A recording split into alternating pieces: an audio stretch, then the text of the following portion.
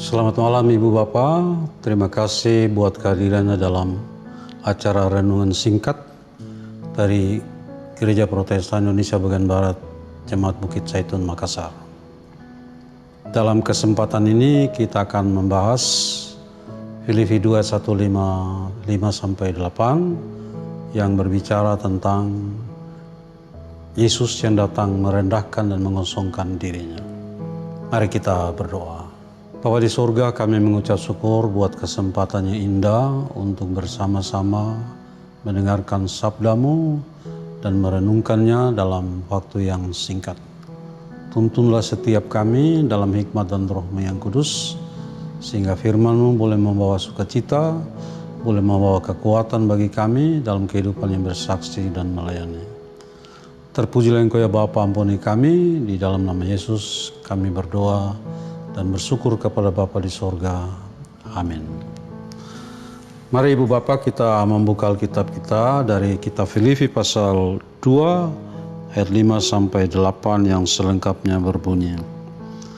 Hendaklah kamu dalam hidupmu bersama menaruh pikiran dan perasaan yang terdapat juga dalam Kristus Yesus, yang walaupun dalam rupa Allah tidak menganggap kesetaraan dengan Allah itu sebagai milik yang harus dipertahankan, melainkan telah mengosongkan dirinya sendiri dan mengambil rupa seorang hamba dan menjadi sama dengan manusia. Dan dalam keadaan sebagai manusia telah merendahkan dirinya dan taat sampai mati, bahkan sampai mati di kayu salib.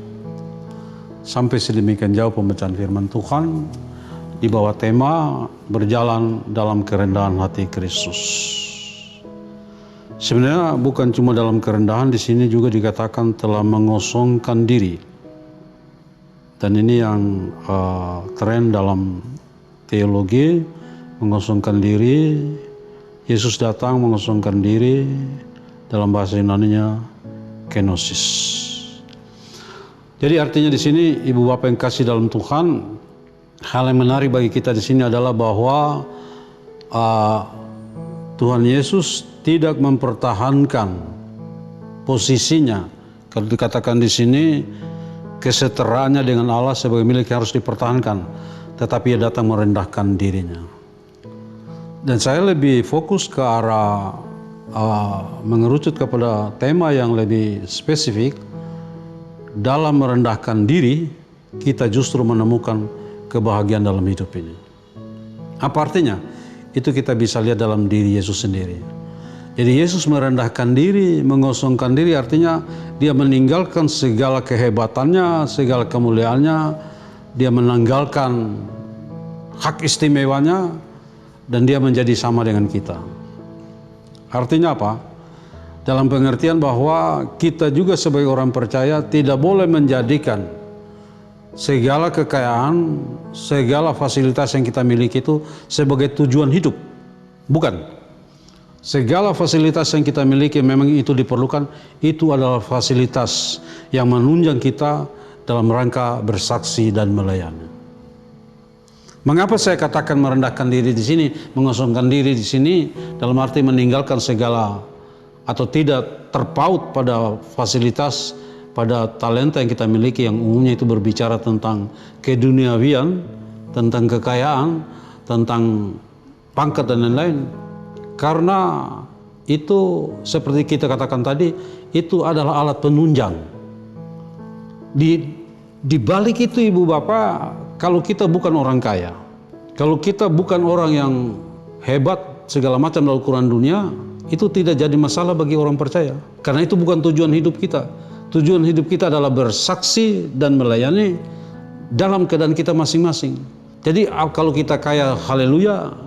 Sebaliknya, biarpun kita tidak kaya bala miskin atau kolaps usaha kita, kita tetap bersaksi. Karena itu seperti Yesus tadi. Yesus meninggalkan segala kekayaannya, segala kemuliaannya, segala fasilitas yang hebat sebagai anak Allah, dan dia datang merendahkan diri sebagai manusia. Jadi menurut saya, disitulah posisi hidup orang percaya supaya kita, dalam bahasa Inggris dikatakan nothing to lose.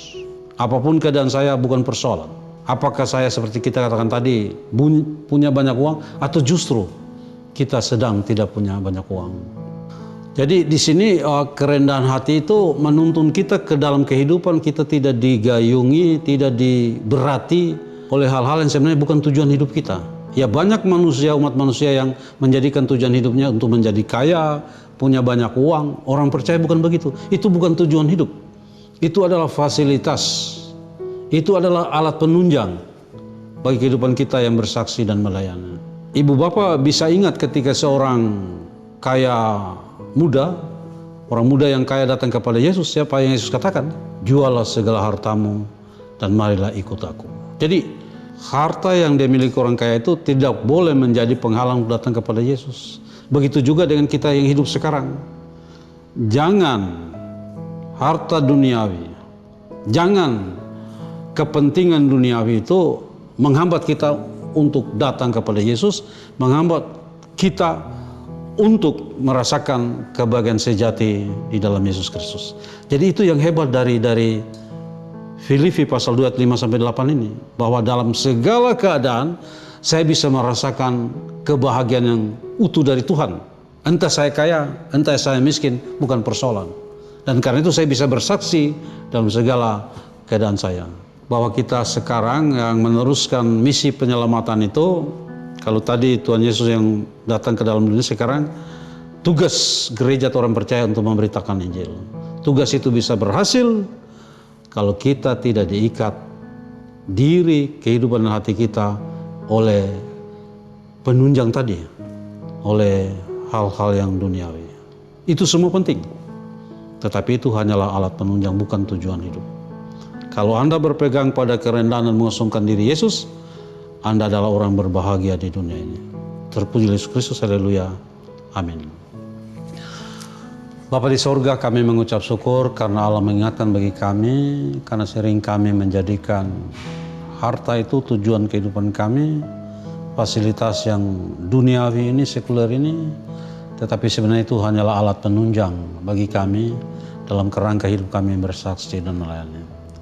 Ampuni kami ya Bapa dan kembalikan kami dalam fokus yang benar seperti Yesus.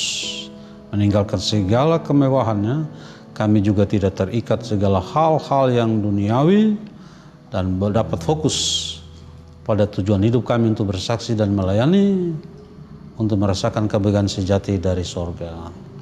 Terpujilah Engkau ya Bapa, di dalam nama Yesus kami puji dan muliakan nama-Mu. Amin. Terima kasih Ibu Bapak atas segala perhatian. Tuhan memberkati dalam seluruh kehidupan Anda. Shalom.